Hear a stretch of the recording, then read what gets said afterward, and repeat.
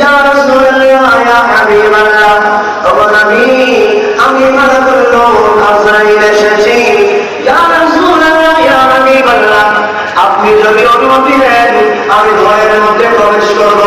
আমার আপনার ঘরে এসে অনুমতি চাইবে না, আমার আপনার মতো উম্মতের ঘরে এসে আজরাইল অনুমতি চাইবে না। আজরাইল রাসূলের দরবারে এসে অনুমতি চাইলেন, ইয়া রাসূলুল্লাহ অনুমতি দিন।